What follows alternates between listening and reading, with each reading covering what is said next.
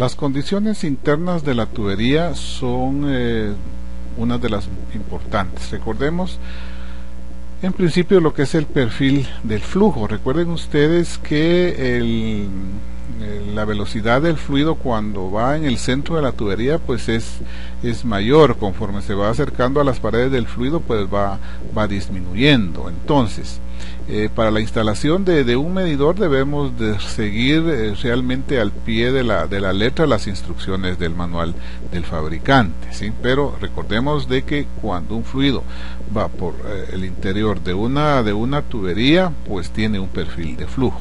La turbulencia mencionábamos en la parte cuando vimos la teoría de los medidores de flujo es muy importante, ya que algunos medidores pues les afecta mucho la turbulencia, ¿sí? En tal sentido habrá que dejar una longitud recta de tubería libre de accesorios. Algo que a veces pasamos por alto y eso es fundamental en la medición son las protuberancias que la tubería pueda tener, o sea, son depósitos, rebabas, ¿sí? O excentricidad de tubos que pueden haber a la hora de hacer algún acople, y que eso me va a afectar la medición, ya que va a haber turbulencia, ¿sí? Y entonces ahí puede crear una presión no deseada. Las dimensiones, por supuesto, importantísimo, ¿sí? El diámetro interno de la tubería. Eso es muy importante a la hora de seleccionar un medidor. La separación de fases, ¿sí? O sea, las fases gas o líquido, ya que si en algún momento el flujo, si lo que estamos midiendo es un flujo de vapor, pero lleva de alguna manera hay rastras de agua, pues eso me va a alterar la lectura en el medidor. La formación de depósitos, esto es importantísimo, ya que a la hora de formarse un depósito dentro de la tubería, eso también me crea turbulencia y afecta el medidor. En algunos casos es necesario poner un filtro antes del medidor, pero en todo caso debemos de seguir las instrucciones del fabricante. Debo de ver si el flujo va a ser pulsante por alguna razón, ¿sí? Si por alguna razón mi flujo es pulsante, pues debo de tener claro de que mi indicador pues también de alguna manera no va a tener una lectura continua, sino que va a ser una señal no constante, ya que la señal que originará mi elemento primario pues va a ser una señal no constante, ¿sí?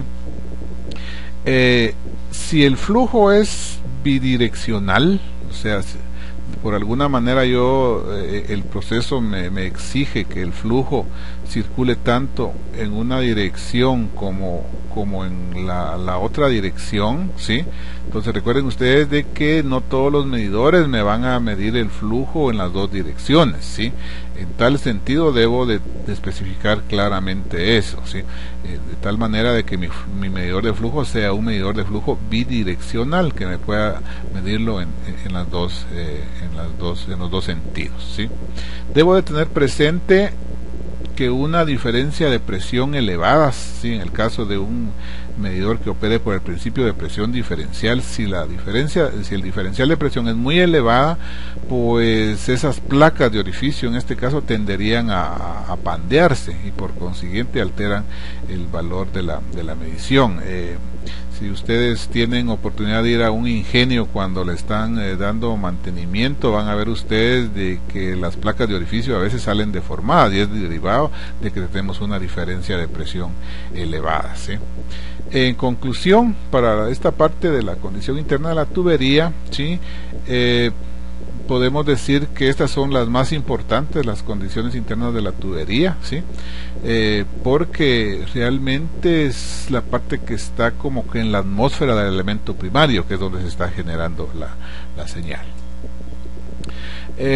Por otro lado, para el elemento primario debo de tener muy claras las propiedades del fluido, o sea, las características físico-químicas fundamentalmente.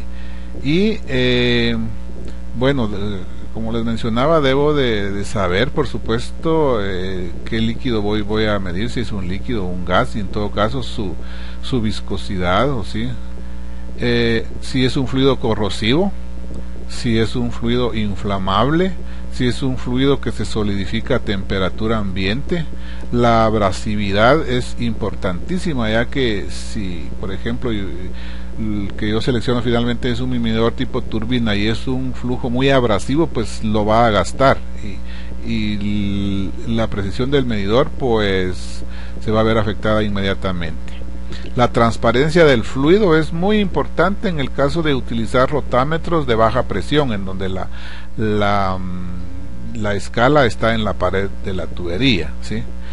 El fluido tiene o no algún grado de conductividad eléctrica. Esto es muy importante para los medidores electromagnéticos de flujo. Si yo utilizo un medidor electromagnético de flujo prácticamente en un mi líquido químicamente puro que no tiene nada de conductividad eléctrica, pues no me va a funcionar. La lubricidad, ¿sí? Esto es muy importante, ya que generalmente los medidores de flujo utilizan el mismo líquido que están midiendo como lubricante, ¿sí? Por supuesto que la temperatura y la presión son dos variables importantísimas que yo debo de especificar. Ahora, en cuanto a la instalación y sus accesorios, pues yo debo de tener presente que el medidor pues lo debo de instalar en una posición correcta. Por ejemplo, si se trata de un rotámetro como el que aparece acá en esta vista, los rotámetros deben de instalarse completamente verticales, ¿sí? O sea, si no los pongo completamente vertical, la lectura va a ser errónea. Un medidor de desplazamiento positivo, pues ese debe de instalarse horizontalmente, ¿sí? De lo contrario, pues también me incide una lectura incorrecta. Es la parte esta de la posición. Luego, en los accesorios, la instalación correcta de las líneas de transmisión del elemento secundario, ¿sí? Si es un transmisor neumático, pues debo de ver ahí que no hayan fugas en la instalación, ¿sí? Debo de ver en dónde realmente mi medidor va a quedar, si va a quedar a la intemperie, en un lugar muy difícil de difícil acceso para las reparaciones o para las recalibraciones, ¿sí? Si mi medidor va a estar sometido a vibraciones, ¿sí? Y por supuesto si va a ser un instrumento de campo o de panel, ¿sí? Luego, al final de cuentas, la selección o la adquisición de un medidor de flujo se circunscribe al factor económico, ¿sí? La verdad es de que la decisión final que yo tome sobre el medidor, ¿sí?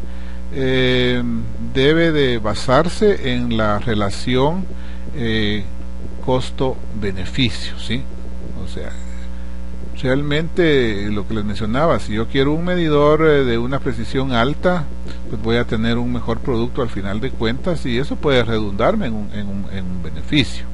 Ahora, podemos ver desde el punto de vista de pérdidas, por ejemplo, si ustedes quieren ver el costo de la instalación del medidor, o sea, la depreciación del medidor y el mantenimiento en sí del medidor. Generalmente en las empresas esta parte de acá la ven como pérdida, pero ustedes como ingenieros mecánicos sabrán de que realmente no es una pérdida, sino que esto a la larga pues es una inversión porque repercute en un mejor producto al final de cuentas. O sea, porque va a haber una mayor eficiencia en la operación, puede haber una reducción de costos, y si yo tengo una mayor precisión y exactitud en mi proceso, pues voy a tener al final de cuentas un mejor producto. Hemos visto con un poco de más detalle la selección de un medidor de flujo, pero este procedimiento deben de tenerlo ustedes claro, ya que realmente este procedimiento se utiliza a la selección de cualquier otro medidor. Lógicamente, por ejemplo, la atmósfera en la que va a estar el elemento primario, pues puede variar la instalación propiamente también, pero se sigue más o menos la misma mecánica. Gracias por su atención.